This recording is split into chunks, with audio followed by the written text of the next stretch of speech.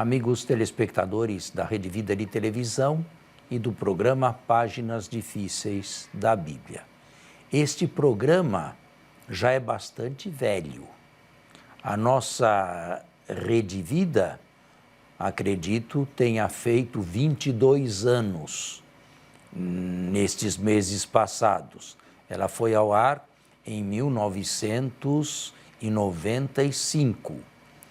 Meu programa O Pão Nosso começou 2, 3 meses depois, em setembro. Páginas Difíceis, este programa que levamos ao ar agora aos domingos, tem uns 18 a 17 anos. Nós já vimos muito da Escritura, não toda, não vimos todos os livros, mas vimos boas partes. E eu tenho recebido alguns feedbacks, alguns retornos de pessoas que dizem que aproveitam, que para elas o programa é de nível e faz bem, e é para estas pessoas que eu falo. Eu sempre costumo dizer que eu tomo a liberdade de ser diferente de muitos outros padres. Não que eu seja melhor, não que eu seja mais capacitado, mas para mostrar que a Igreja Católica também tem nível, que a Igreja Católica é capaz de dialogar com os pequeninos, com aqueles que são ignorantes, sem cultura, ou com cultura muito limitada, mas é capaz também, sem nenhum complexo de inferioridade, dialogar com o mundo das ciências, dialogar com os cientistas. Não temos fé, não temos complexo de inferioridade, nem mesmo diante do mundo intelectual. E, para tanto, este programa, acredito, sirva. Tem a palavra, Padre Anselmo, como sempre. A você que nos acompanha através da Rede Vida, é com muita alegria que mais uma vez nos encontramos aqui, neste domingo, e acredito que hoje vamos continuar, então, o tema que começamos domingo passado, que é o tema da inspiração bíblica.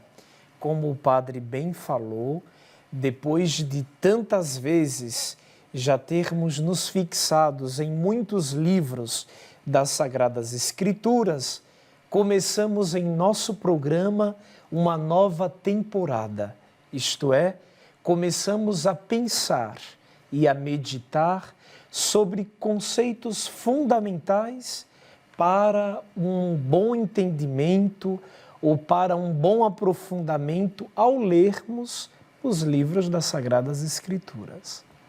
Muito bem. Você quer iniciar com uma pergunta ou inicio eu? No programa passado, como acabei de falar para os nossos telespectadores, nós conversávamos sobre o fenômeno da inspiração. Certo. E o Senhor nos introduziu numa espécie de gênesis da inspiração, começando pelos livros proféticos. Certamente, o nosso telespectador pode se questionar se a inspiração, como vimos no domingo passado, acontece por ocasião do texto escrito, como devemos chamar todo o processo anterior à formatação do texto escrito, Padre? Você, de certa maneira, já deu a resposta. É uma longa preparação para o final, para a meta. Mas, para não incorrermos em anfibologia, que é isto? Não saber mais o que falar quer dizer. Usar palavras para coisas muito diversificadas entre si, as mesmas palavras. Para não incorrermos nisto, nós costumamos reservar o título inspiração bíblica, não outra, para o texto final. Prout iacet, como está escrito, como se encontra escrito numa época em que se colocou, não se sabe bem qual, numa época em que se colocou um ponto final em cada um deles. Eu acredito mas estamos no campo das hipóteses e probabilidades. Eu acredito que por volta de 450 ou pouco depois, o Pentateuco tenha recebido este ponto final. Qual é o Pentateuco? Os 5 primeiros livros. Quais são? Gênesis, Êxodo, Levítico, Números e Deuteronômio. Esses já estariam prontos.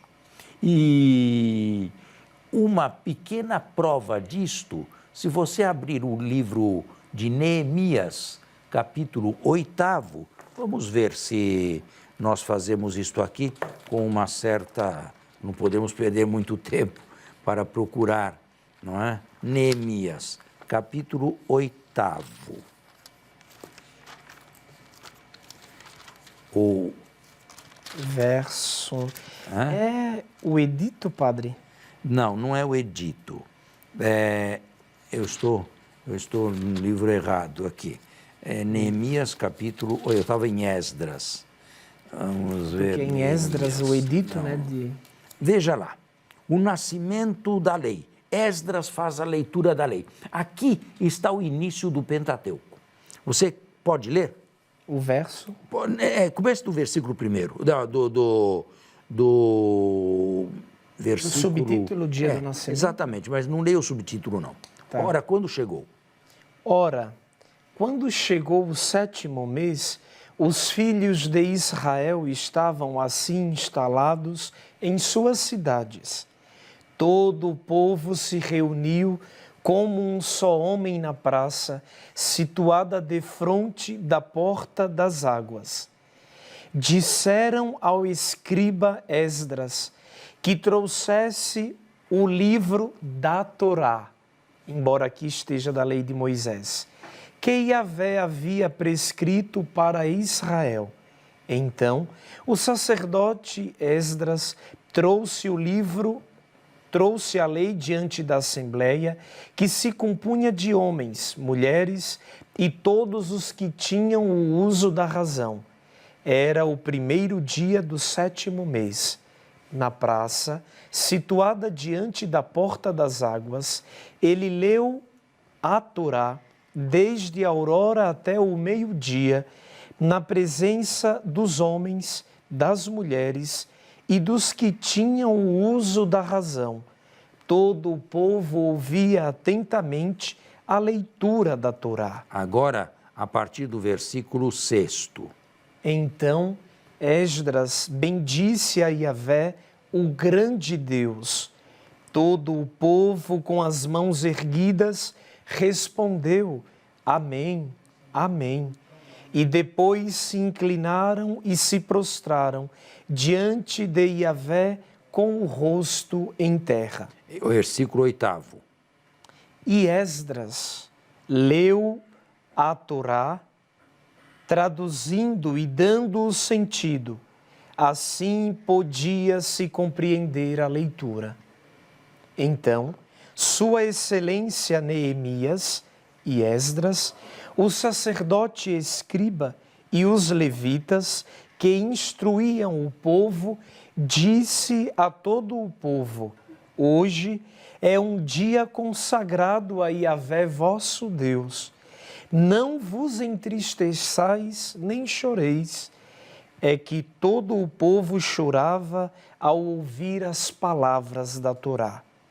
Disse-lhes ainda: Ide, fazei uma refeição abundante, tomai bebidas doces e mandai porções a quem nada preparou, pois hoje é um dia consagrado a nosso Senhor. Não vos aflijais, a alegria de Yahvé é a vossa fortaleza. E os levitas aclamavam todo o povo, dizendo... Acalmavam. Os levitas acalmavam. Perdão, acalmavam todo o povo, dizendo: Calai-vos, hoje é um dia santo, não vos aflijais. E todo o povo se retirou para comer e beber. Tá bem. Aí está. Aqui, dito em poucas palavras, resumidamente, já um primeiro núcleo da Torá, a lei de Moisés. Estamos por volta de 450 antes de Cristo. Está claro? Para o Pentateuco, né? Para os 5 primeiros livros da lei. Para os profetas, bem, nós temos 3, 4, para nós cristãos, 4 profetas maiores e 12 menores. Aí eu acho que teríamos que ir algumas décadas a mais, talvez entrando pelo Império grego, helenista, para que se colocasse, ou víssemos colocado, um ponto final em cada profeta. A isto nós chamamos de inspiração. Estes livros que receberam ponto final, depois os outros escritos bem mais tarde, mais tarde. Quando receberam ponto final, nós dizemos que se completou o processo da inspiração, que outra coisa não é, senão a dupla autoria. Não nos esqueçamos, o que é inspiração? Porque então se fala de inspiração e não se sabe bem o que é. Por inspiração se entende no mundo cristão e no mundo judaico também uma dupla autoria. Uma autoria divina e uma autoria humana, que não se chocam entre si, que não se cruzam, que não se completam, cada uma completa no seu próprio nível. Quer dizer, a autoria humana tudo faz no predicamental, no mundo das palavras, e a autoria nosso, divina, no mundo da história. E a autoria divina no mundo espiritual, por assim dizer. Exatamente. Vamos fazer um intervalo e voltamos a seguir.